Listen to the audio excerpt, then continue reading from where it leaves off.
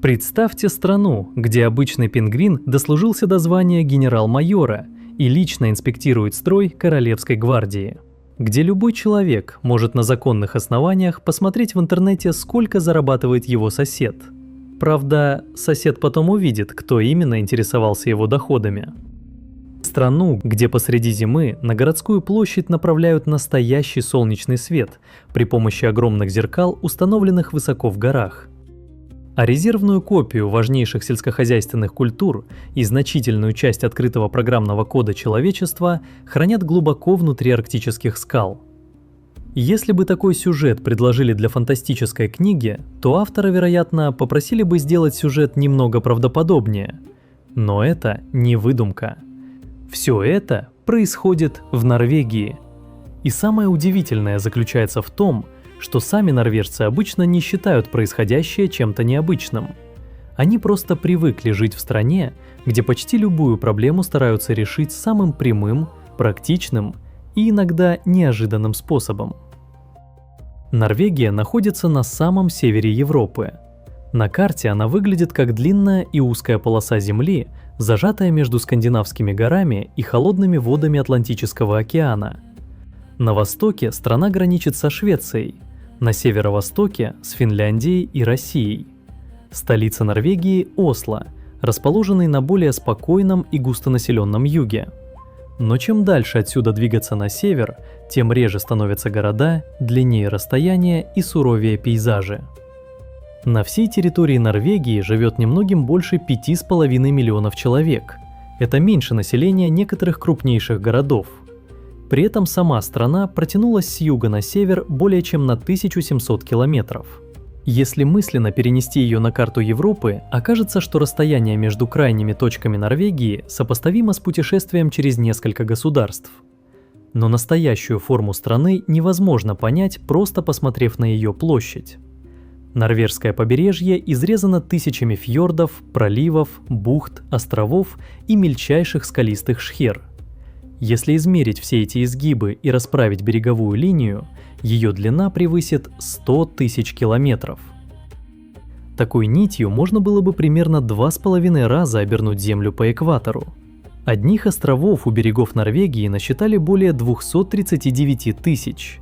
Правда, большинство из них представляют собой необитаемые скалы и крошечные участки суши, на которых помещаются разве что один дом, маяк или несколько морских птиц. Море здесь не просто окружает страну, оно проникает далеко вглубь материка и разделяет его на тысячи естественных коридоров. Так появились знаменитые норвежские фьорды, огромные ледниковые долины, которые после отступления льда заполнились морской водой. Со скал они кажутся спокойными и почти бездонными, и это впечатление недалеко от истины. Согнефьорд, самый длинный и глубокий фьорд страны, уходит вглубь материка примерно на 205 километров. В некоторых местах его дно уходит на 1303 метра. Получается, что между горами скрывается гигантская затопленная пропасть, глубина которой значительно превышает высоту большинства небоскребов. Норвежцам приходится каждый день жить среди этого сложного рельефа. Два населенных пункта могут находиться совсем рядом по прямой, но между ними окажется гора, водопад или глубокий морской залив. Поэтому дороги здесь иногда выглядят как инженерная фантастика. Если путь перекрывает гора, дорогу пробивают прямо сквозь нее. Так появился Лердальский тоннель длиной 24,5 километра. Это самый длинный автомобильный тоннель в мире. Поездка внутри занимает около 20 минут. Все это время водитель движется под толщей горной породы, не видя солнечного света и почти не замечая изменений вокруг. Главной проблемой при строительстве стала не сама длина тоннеля, а человеческая психология. Монотонная дорога усыпляет внимание, поэтому внутри создали несколько огромных горных залов со специальной цветной подсветкой. Голубой свет напоминает дневное небо, а желтые оттенки создают иллюзию восхода. Эти пространства делят путешествие на короткие отрезки и помогают водителю сохранять концентрацию. Но иногда даже пройти сквозь гору недостаточно. Если дорогу преграждает морской пролив, норвежцы могут проложить ее прямо под морским дном. Тоннель Рюфюльке протянулся более чем на 14 километров, и опускается на 292 метра ниже уровня моря. Представьте этот момент. Вы едете на обычном автомобиле, слушаете музыку и следите за дорожными знаками. А где-то высоко над вашей головой находятся скалы, миллионы тонн соленой воды, рыболовные суда и океанские лайнеры. Платные дороги здесь тоже работают необычно. На многих из них нет ни касс, ни шлагбаумов, ни человека, которому нужно передавать деньги. Камера распознает номер автомобиля, а система автоматически списывает плату или отправляет владельцу счет. Иногда турист узнает, что проехал по платному участку уже после окончания путешествия. А в проливе Сальцтраумен 4 раза в день возникает один из сильнейших приливных потоков на планете. Пролив сужается примерно до 150 метров, и за несколько часов через него проходит около 400 миллионов кубометров воды. Огромная масса устремляется через узкое горлышко, образуя быстрые течения и мощные водовороты. Небольшая лодка рядом с ними выглядит почти игрушечной, поэтому наблюдать за этим зрелищем безопаснее с высокого моста. Норвежцы давно научились использовать силу воды. Почти 90% электричества в стране вырабатывают гидроэлектростанции. Дожди и растаявший снег наполняют горные озера и водохранилища, после чего воду пропускают через турбины именно тогда, когда возникает потребность в энергии. По сути, норвежские горы превратились в огромный природный аккумулятор. А еще страна является крупнейшим экспортером нефти и газа, однако здесь возникает один из главных парадоксов. Внутри страны среди новых легковых автомобилей почти исчезли машины, работающие на бензине и дизеле. В 2025 году электромобили составили около 95% всех новых зарегистрированных легковых машин. Иными словами, страна продолжает продавать ископаемое топливо миру, но собственную транспортную систему постепенно переводит на электричество. В этом есть очевидное противоречие, и сами норвежцы прекрасно его понимают. Норвегия не стала экологически безупречной страной. Ее богатство до сих пор во многом связано с добычей углеводородов. Но доходами от нефти здесь распорядились иначе, чем во многих других государствах. Значительную часть нефтегазовых поступлений Норвегия направила в Государственный инвестиционный фонд. Его задача – превратить временный природный ресурс в капитал, который должен приносить пользу и после того, как нефтяные месторождения начнут истощаться. К концу 2025 года стоимость фонда оценивалась примерно в 2 триллиона 200 миллиардов долларов, хотя эта сумма постоянно меняется вместе с курсами валют и стоимостью активов. В пересчете на каждого жителя получается около 390 тысяч долларов. Разумеется, эти деньги не лежат на личных счетах норвежцев, и никто не может просто снять свою долю. Это общее национальное состояние, предназначенное в том числе для людей, которые родятся через десятки лет. Фонд владеет долями примерно в 9 тысячах компаний по всему миру. В среднем ему принадлежит больше 1% акций всех компаний мира, торгующихся на мировых биржах. Получается, что жители маленькой северной страны косвенно владеют частью Apple, Microsoft, Nestlé и тысяч других международных корпораций. Но самое важное, правительство не может просто взять и потратить весь фонд на красивую жизнь сегодняшнего поколения. Государственный бюджет ориентируется только на ожидаемую долгосрочную доходность капитала.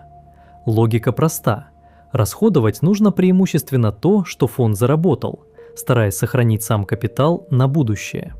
На бумаге это кажется очевидным решением. На практике оно требует дисциплины, потому что рядом всегда находятся деньги, которыми можно было бы немедленно закрыть почти любую проблему. Благодаря природным ресурсам, производительности труда и развитой экономике, доходы в Норвегии по-настоящему высокие. Средняя зарплата в пересчете превышает 6 тысяч долларов в месяц до уплаты налогов. Однако средний показатель не означает, что все получают одинаково. В нефтедобывающей отрасли зарплаты могут быть вдвое выше, чем в гостиницах и ресторанах. А высокая стоимость жилья, услуг и продуктов быстро уменьшает разницу между внушительной суммой на бумаге и реальным количеством свободных денег. Норвегия богата, но она не является страной, в которой каждый человек автоматически живет без финансовых трудностей. Более 11% населения относятся к домохозяйствам с относительно низкими доходами. Причем бедность здесь измеряет относительно общего уровня жизни. Человек может считаться малообеспеченным по норвежским меркам, хотя его доход выглядел бы высоким в более бедной стране. Особенно тяжело приходится тем, кто арендует жилье в крупных городах. Значительная часть зарплаты может уходить только на квартиру, отопление и повседневные расходы. Поэтому большинство норвежцев стремится приобрести собственное жилье. Более 3/4 домохозяйств владеют квартирой или домом, а более половины жителей страны живут в отдельно стоящих домах. Высокие доходы здесь сопровождаются высокими налогами. Норвежцы платят налоги не только со своей зарплаты. Если у человека есть крупный капитал, он отдает государству еще и ежегодный налог на богатство. Поэтому состоятельные люди платят здесь гораздо больше остальных. При этом информация о налогах Норвегии во многом открыта. После авторизации человек может посмотреть задекларированный доход, состояние и сумму налога, например, своего соседа. Но полной анонимности не будет. Сосед может узнать, кто именно его проверял, и потом поинтересоваться, с какой целью. Такая система отражает одну из важнейших особенностей норвежского общества – высокий уровень взаимного доверия. Граждане готовы сообщать государству много личной информации, потому что ожидают, что правила будут одинаковыми для всех. А государство, в свою очередь, старается показать, как собираются и расходуются общественные деньги. Разумеется, ни одна система не работает идеально. В Норвегии тоже спорят о налогах, расходах, неравенстве и справедливости. Некоторые богатые жители даже меняют страну проживания, чтобы уменьшить налоговую нагрузку. Но сама идея остается прежней. Высокий уровень жизни должен оплачиваться всеми, кто способен вносить свой вклад. Работа при этом не должна полностью поглощать личную жизнь. Распространенная рабочая неделя длится 37,5 часов. Закон допускает и 40 часов, но во многих сферах действуют коллективные соглашения с более коротким графиком. Сверхурочная работа должна оплачиваться как минимум с 40% надбавкой. По количеству рабочих часов за год норвежцы заметно уступают среднему показателю развитых стран. Разница может составлять более 300 часов, приблизительно 8 полных 40-часовых рабочих недель. Это не означает, что здесь мало работают. Скорее, большое значение придается производительности. Важно не количество времени, проведенного на рабочем месте, а результат. Когда рабочий день заканчивается, норвежцы обычно уходят домой вовремя, они продолжают работать допоздна. Письмо, отправленное вечером, вполне может остаться без ответа до следующего утра. Отпуск здесь считается нормальной частью трудовой жизни, а не признаком недостаточной преданности компании.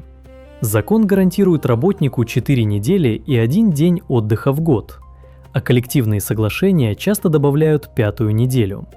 Если человек теряет работу, он может получать пособие в размере примерно 62% прежнего дохода. Но это не безусловная зарплата за бездействие.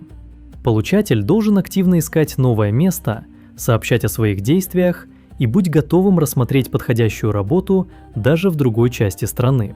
Значительную поддержку получают и семьи с детьми. После рождения ребенка родители могут выбрать более короткий период отпуска со 100% компенсацией дохода или более продолжительный отпуск с выплатой 80%. Часть времени предназначена для матери, часть для отца или второго родителя, а оставшийся период семья распределяет между собой. Кроме того, государство ежемесячно выплачивает пособие на каждого ребенка до 18 лет. На севере страны, где расстояния и расходы особенно велики, могут действовать дополнительные выплаты. При соблюдении необходимых условий норвежцы могут начать получать пенсию уже с 62 лет и при этом продолжать работать без ограничений. Однако, чем раньше человек оформляет пенсию, тем меньше будет ежемесячная выплата. Даже устройство норвежских тюрем связано с представлением о том, что человек должен однажды вернуться в общество. Здесь действует так называемый принцип нормальности. Наказанием считается само лишение свободы, а не намеренное создание дополнительных страданий. Поэтому заключенным стараются обеспечить обычные медицинские, образовательные и библиотечные услуги. В некоторых учреждениях они готовят еду, учатся, работают и постепенно привыкают самостоятельно отвечать за свою повседневную жизнь. Такой подход часто вызывает удивление и споры за пределами Норвегии. Но его цель заключается не в том, чтобы сделать преступление незначительным, а в том, чтобы после освобождения человек был лучше подготовлен к законной жизни, а не возвращался к преступлениям. Норвежская повседневность вообще устроена менее эффектно, чем знаменитые фьорды, но именно в мелочах лучше всего заметно, как работает эта страна. Наличные деньги здесь почти исчезли из ежедневного обращения. Даже небольшую сумму за кофе или общий ужин обычно переводят через мобильное приложение.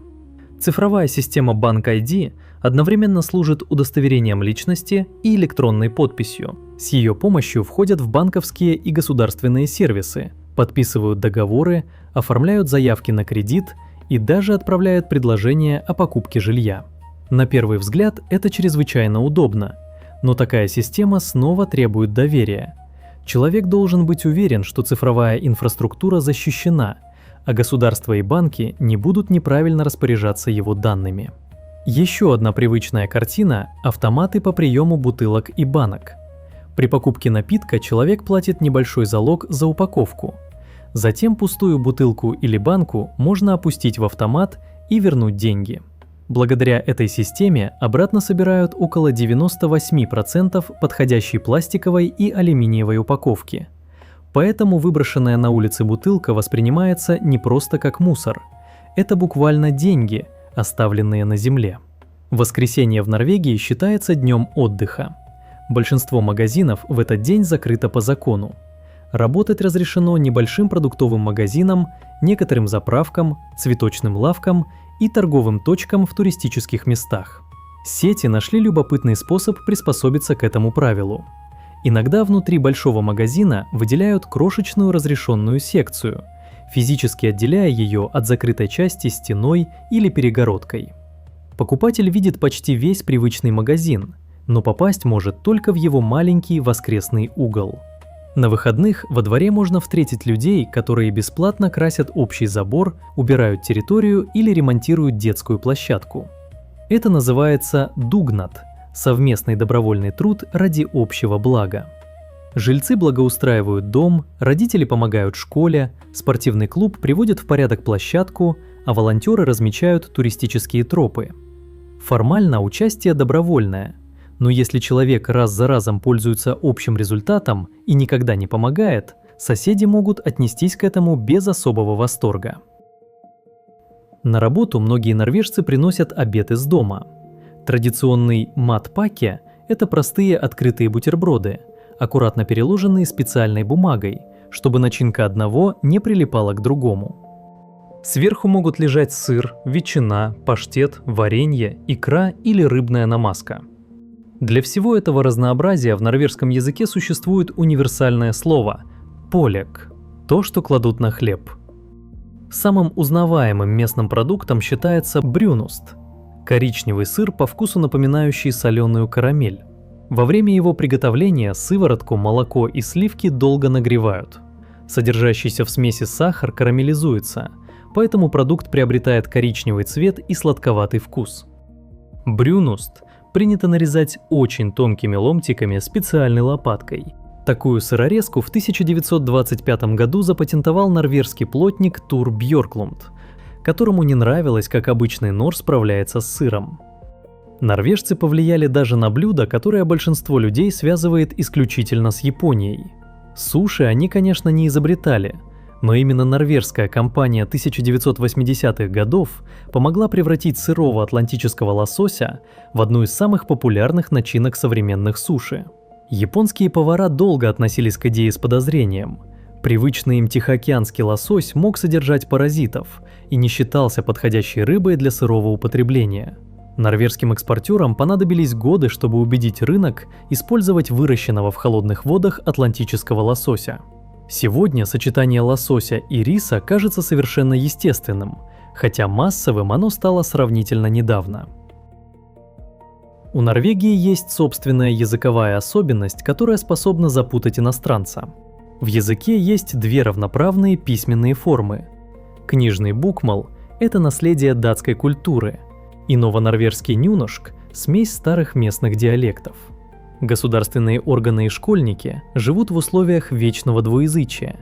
Госорганы обязаны переводить каждый документ на 2 варианта норвежского, а детям приходится учить оба варианта с 1 класса. При этом единого обязательного стандарта устного произношения практически нет.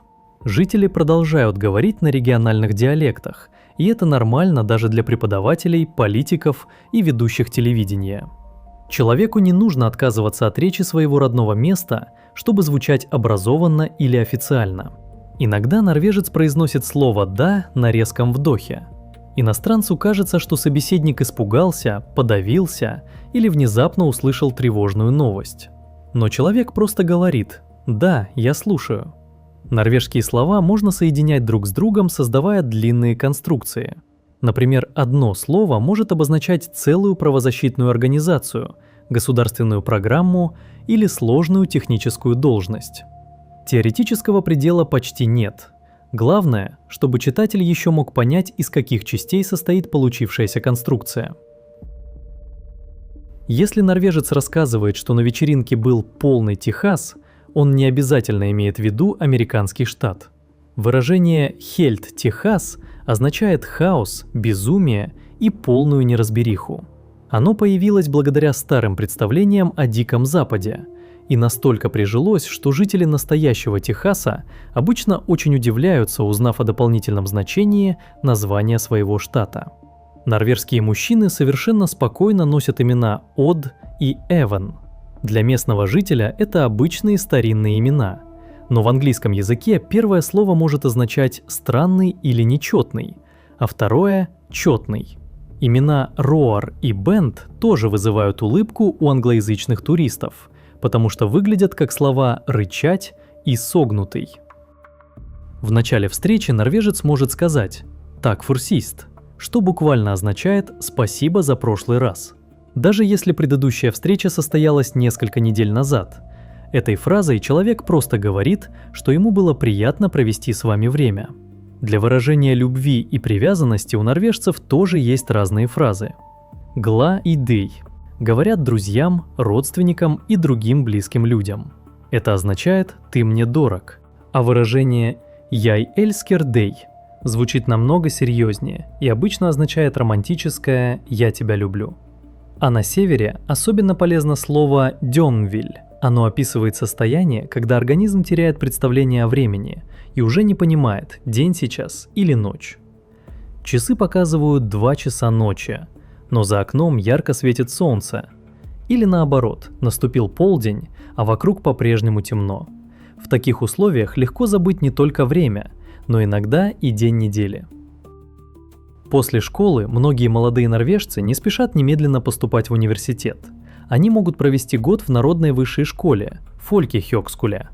Там нет привычных оценок и экзаменов, а студенты живут вместе и занимаются музыкой, искусством, спортом, туризмом или путешествиями.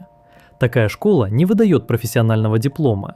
Ее цель – помочь человеку стать самостоятельнее, найти новые интересы и понять, чем он действительно хочет заниматься дальше.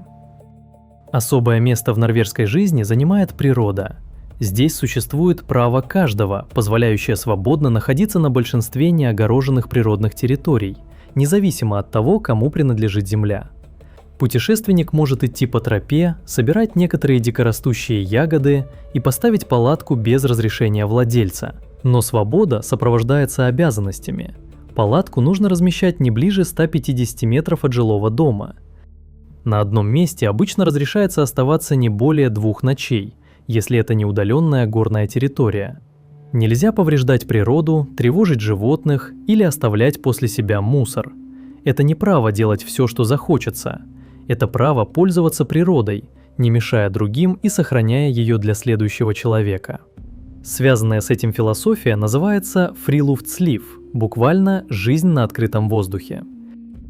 Речь не обязательно идет о покорении гор или сложных экспедициях. Иногда достаточно выйти после работы на лесную тропу, развести разрешенный костер у воды или провести выходные в простой горной хижине. Норвежцы любят повторять, что плохой погоды не бывает, бывает неподходящая одежда. Но для тех, кому обычной прогулки недостаточно, природа приготовила маршруты, способные проверить и выносливость, и отношение к высоте. Каменный выступ Трольтунга, или язык тролля, нависает примерно в 700 метрах над озером. Сам выступ почти горизонтально выходит из скалы, а до него ведет сложный маршрут длиной около 27 километров туда и обратно. Еще более тревожно выглядит Киракболтем – огромный валун, застрявший между двумя скалами на высоте почти километра. На камне нет ограждения. Тем не менее, туристы выходят на него ради фотографии, под которой остается только фьорд и сотни метров пустоты. В деревне Флёрли, куда не ведет обычная автомобильная дорога, находится деревянная лестница из 4444 ступеней. Она тянется рядом со старым трубопроводом электростанции, поднимаясь примерно на 740 метров. Подъем превращается в многочасовое испытание, зато сверху открывается вид на фьорд и окружающие горы. На Лафатенских островах существует деревня, название которой состоит всего из одной буквы – «О», и происходит от старого слова, обозначающего небольшую реку или ручей. Дорожный указатель с единственной буквой стал достопримечательностью. Фотографироваться с ним хотят так часто, что указателю пришлось пережить немало попыток кражи. Забавный факт. Некоторые водопады здесь работают по расписанию. Мардалсфоссен имеет общую высоту около 655 метров, но значительную часть года его воду направляют на производство электричества. Летом шлюзы открывают примерно на 2 месяца, и почти исчезнувший поток снова превращается в полноводный водопад. Город Рьюкан построен в глубокой и узкой долине. Окружающие горы так высоки, что примерно с сентября до марта прямые солнечные лучи почти не достигают центральной площади. Еще в 1913 году основатель города предложил установить на горе зеркала и направлять отраженный свет вниз. Тогда проект оказался слишком сложным. Идею осуществили только через 100 лет. Сегодня 3 огромных зеркала управляются компьютером, поворачиваются вслед за движением Солнца и создают на площади светлое пятно. Они не могут обогреть весь город и не заменяют настоящий солнечный день. Но зимой жители могут выйти на площадь и хотя бы ненадолго постоять под лучами солнца, которое в естественных условиях прошло бы над ними, скрытое горным хребтом. Норвегия умеет превращать даже временные сооружения в достопримечательности. Каждую зиму возле города Алта строят ледяной отель, используя сотни тонн льда и тысячи кубометров снега. Внутри вырезают комнаты, бар, скульптуры и часовню. Гости спят на ледяных основаниях, укрытых оленями шкурами и теплыми спальными мешками. Весной вся эта работа неизбежно тает, но следующей зимой отель строят заново, уже с другими залами, скульптурами и оформлением. У берегов небольшого острова Рунди случайность однажды привела дайверов к настоящему сокровищу.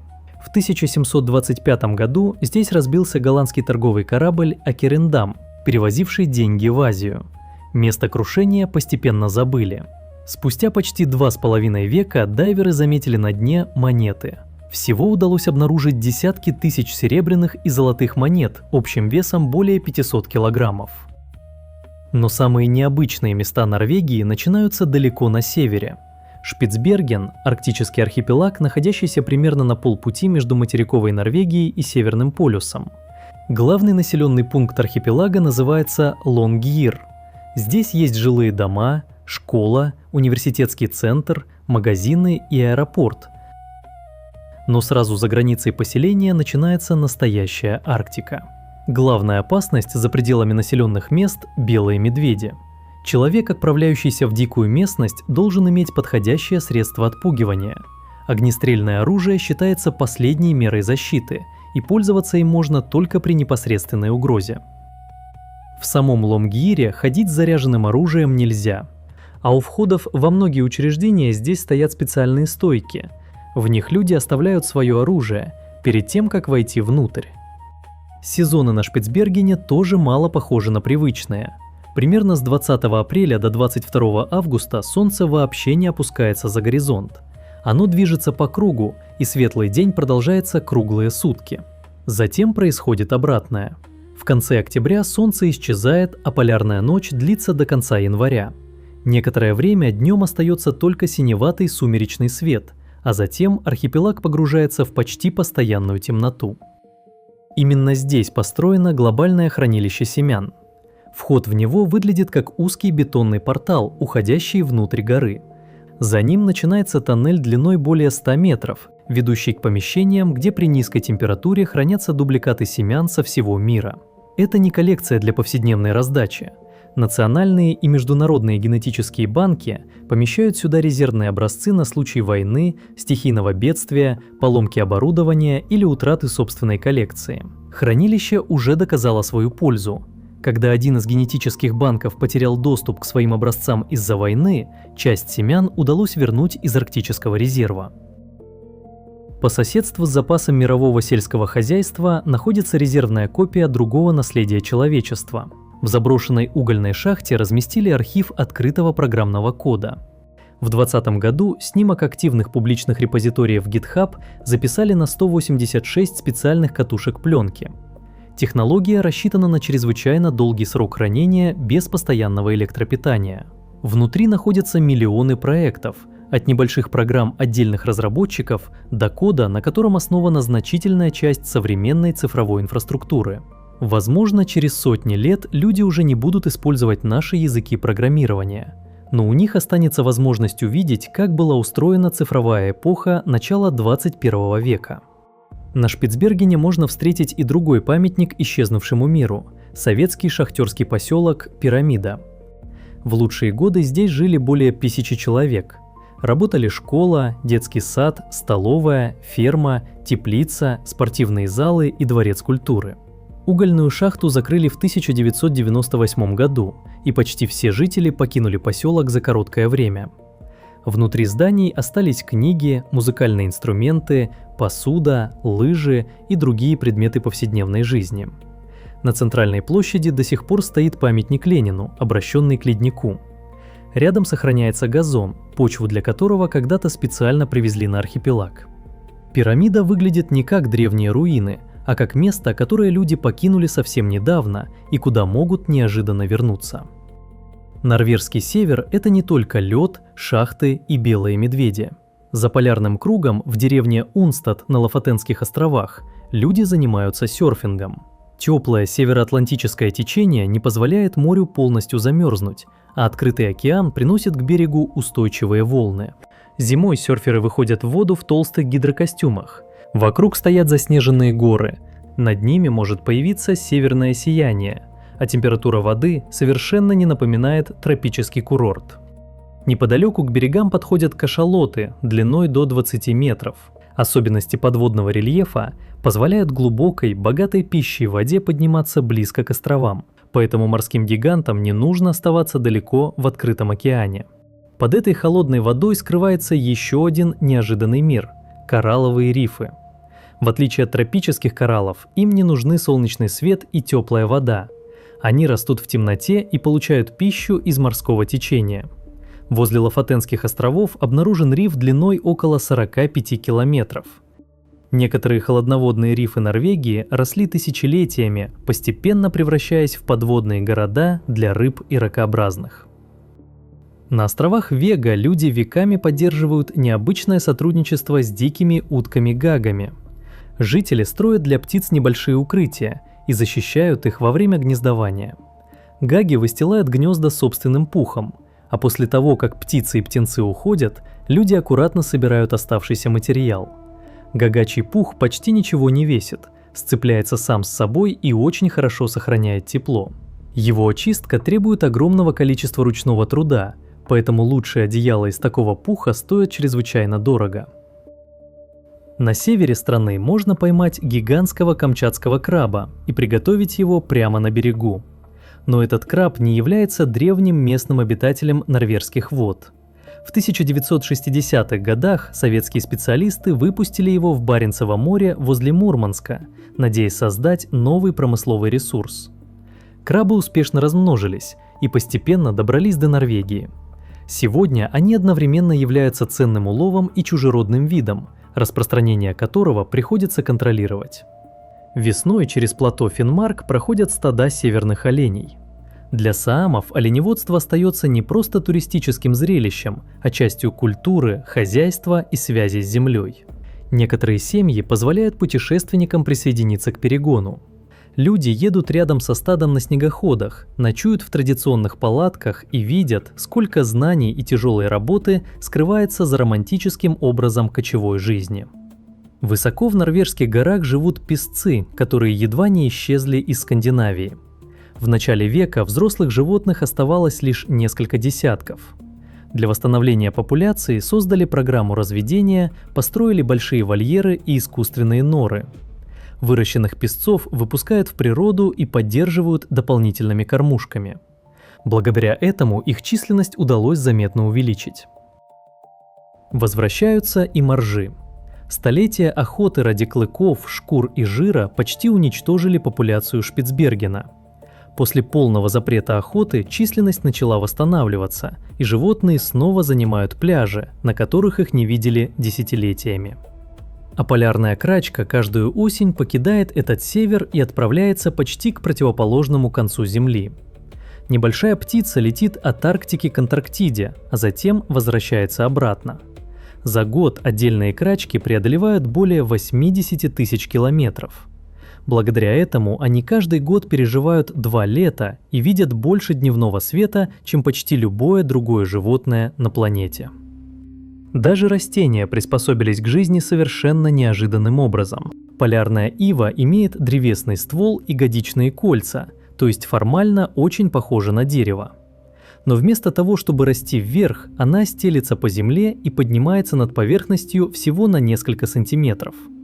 Так растение прячется от ледяного ветра и сохраняет тепло. Местный лес можно пройти насквозь, даже не заметив его под ногами. И все же природа Норвегии не ограничивается холодной Арктикой. В Средней Норвегии существуют настоящие дождевые леса, только без пальм, лиан и обезьян. Воздух здесь настолько влажный, что стволы елей, берез и рябин покрываются густым слоем мхов и редких лишайников. Если лес слишком сильно проредить, внутрь проникают солнце и ветер, влажность уменьшается, а уникальная экосистема начинает исчезать. На западном побережье сильные грозы могут возникать даже зимой. Холодный арктический воздух проходит над относительно теплой поверхностью моря, быстро поднимается и создает мощные электрические разряды. Зимняя молния встречается реже летней, но иногда оказывается сильнее и способна причинить больше повреждений. А вот на острове Лека поверхность Земли выглядит совсем инопланетно. Сотни миллионов лет назад столкновение древних континентов вытолкнуло наверх фрагмент океанического дна и породы верхней мантии. Сегодня человек может буквально ходить по материалу, который обычно находится глубоко под земной корой. Красные и желтые скалы резко отличаются от привычного зеленого норвежского пейзажа. Вы удивитесь, но самый удаленный уголок норвежских владений находится вообще в другом полушарии. Остров Буве лежит в Южной Атлантике, почти в 13 тысячах километров от Осло. Норвежским остров стал благодаря китобоям. В начале 20 века норвежские суда активно осваивали Южные моря, и в 1927 году экспедиция капитана Харальда Хорнтвета смогла высадиться на Буве и объявила его норвежским владением. Позже это решение закрепили официально, а остров получил статус зависимой территории Норвегии. Сегодня Буве считается одним из самых изолированных островов планеты. Почти вся его поверхность покрыта ледником, постоянного населения нет, а берега окружены отвесными скалами. Высадиться здесь с лодки настолько трудно, что исследователей обычно доставляют на остров вертолетом прямо с борта судна. Не менее удивительным является таинственное явление в долине Хесдален. Уже несколько десятилетий здесь наблюдают светящиеся объекты, которые появляются над землей, медленно зависают, быстро перемещаются или внезапно исчезают. Для наблюдения установили автоматические камеры и измерительные приборы. Исследователи предлагали разные объяснения, от особых химических реакций и плазмы до электрических процессов, связанных с местной геологией. Но единой теории, объясняющей все наблюдения, пока нет. Норвегия вообще удивительным образом парадоксальна. Здесь прокладывают дороги под морским дном, но даже современная техника пока не смогла окончательно объяснить загадочные огни над долиной. Почти полностью переводят рынок новых автомобилей на электричество, при этом оставаясь крупным экспортером нефти. Открывают налоговые данные граждан, но строго защищают личное время после окончания рабочего дня. И даже Нобелевские премии распределились здесь необычно. Премии по физике, химии, медицине и литературе вручают в Швеции, а Нобелевскую премию мира – в Осло. Именно так распорядился в своем завещании швед Альфред Нобель. Почему он выбрал Норвегию, исследователи до сих пор обсуждают, но его решения соблюдают уже более 100 лет. После всего вышесказанного остается только вернуться к пингвину, с которого началась эта история. Я вас почти обманул. Сэр Нильс Улов III живет не в Норвегии, а в Эдинбургском зоопарке в Шотландии. Традиция появилась после того, как норвежские гвардейцы, участвовавшие в военном фестивале в Эдинбурге, обратили внимание на местную колонию королевских пингвинов. Одного пингвина приняли в качестве талисмана Королевской гвардии Норвегии. Его преемники получали то же имя и постепенно поднимались по служебной лестнице. Сэр Нильс Улов стал рыцарем, почетным командиром и, в конце концов, генерал-майором. Во время торжественной церемонии он проходит вдоль строя солдат, останавливается рядом с военными и получает очередные знаки отличия. И хотя пингвин не принимает военных решений и не командует настоящими операциями, но церемония проводится совершенно официально, с оркестром, формой и соблюдением всех положенных почестей. В этой истории удивительно точно отражается сама Норвегия. Это страна, способная серьезно относиться к безопасности, труду, общественным деньгам и будущим поколениям, и одновременно не бояться выглядеть немного странно. Вот такая она Норвегия. Необычная страна, которая умеет удивлять даже тогда, когда кажется, что о ней уже известно все. Если вы знаете другие интересные факты о Норвегии, обязательно напишите о них в комментариях и расскажите, что из этого выпуска удивило вас больше всего. Спасибо, что досмотрели до конца. Желаю вам удачи, услышимся в следующем выпуске.